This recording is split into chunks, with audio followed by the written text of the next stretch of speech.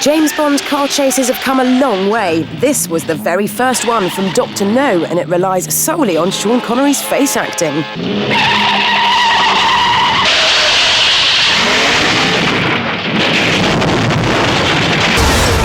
Compare that to the last car chase from Die Another Day, and you can see how high the stakes have been raised in 30 years.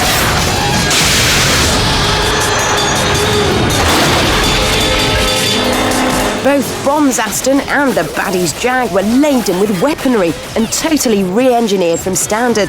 The original gearboxes were replaced, a four-wheel drive system was fitted for better traction on the ice, and the engines were swapped for Chevy V8s to allow more room for missiles.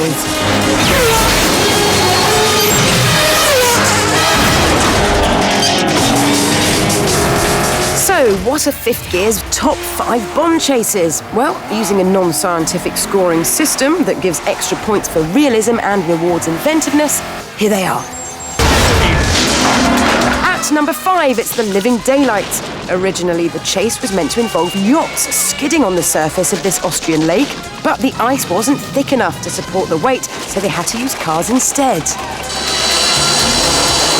Cutting the hole in the ice by the car was actually shot in Pinewood Studios, and it was a specially rigged piece of ice that we rigged to go down on a hydraulic lift, funny enough. It wasn't shot in Austria at all. The Aston had to fly over this dam. We achieved that by fitting the dummy body shell of a car with a nitrogen cannon. Brace yourself. It really is just a piston which is fired out using the high pressure nitrogen, and it rocketed over.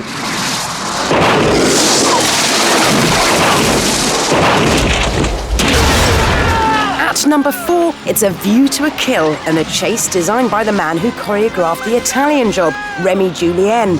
The chase lasts for less than a minute, but took 1 week to film. It looks easy, but jumping onto a moving target, not much wider than the car itself, took months to rehearse. The next stunt is typical of Remy's originality. Slicing the back off a car when the driver is so exposed has to be timed perfectly.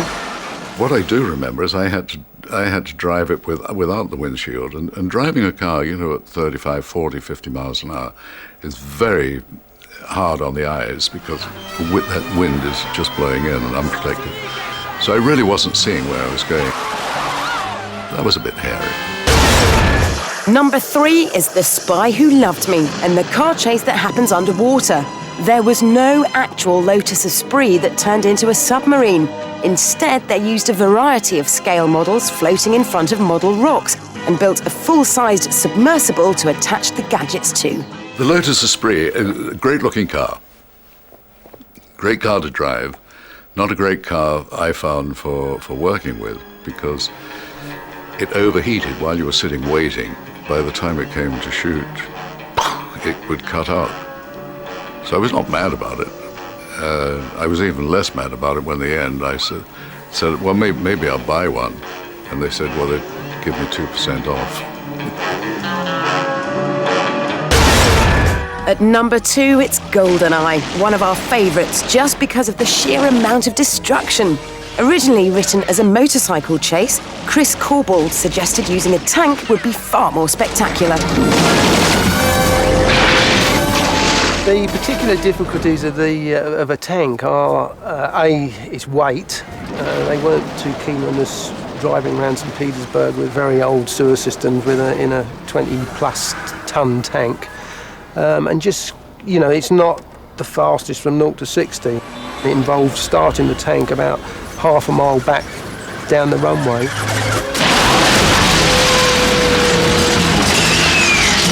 You'd never spot the joins, but half the chase was shot on location in Russia and half on a backlot in Watford. This chase came at a crucial time in Bond history. It was Pierce Brosnan's first outing, and the franchise was in desperate need of refreshing. The solution was to combine incredible action with humour and the destruction of lots of police cars.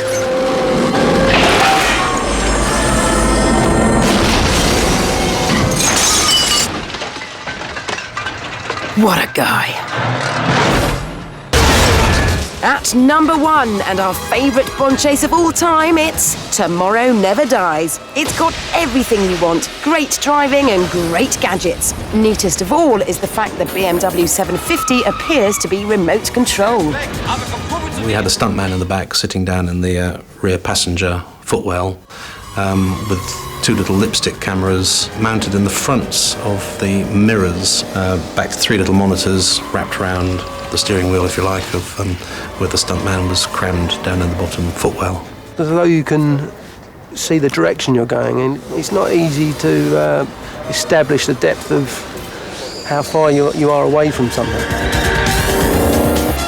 We love the fact that it's all live action and there's no CGI. So when the wheel reinflates, it looks totally realistic. But how do they do it?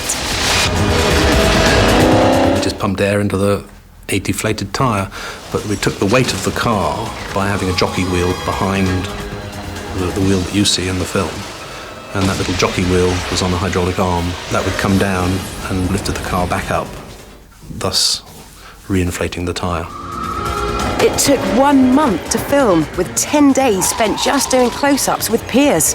A special TVR camera car was made to give a great sense of speed, but what seals this as number 1 is the funniest of all conclusions. Again, it's the trusty nitrogen cannon that fires the 7 Series home.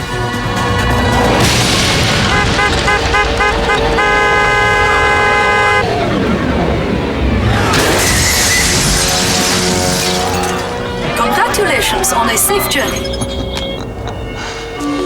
Oh, you can't be a bit of Bond, can you? No way, Jose. I love it. I love it. I love it. I love it.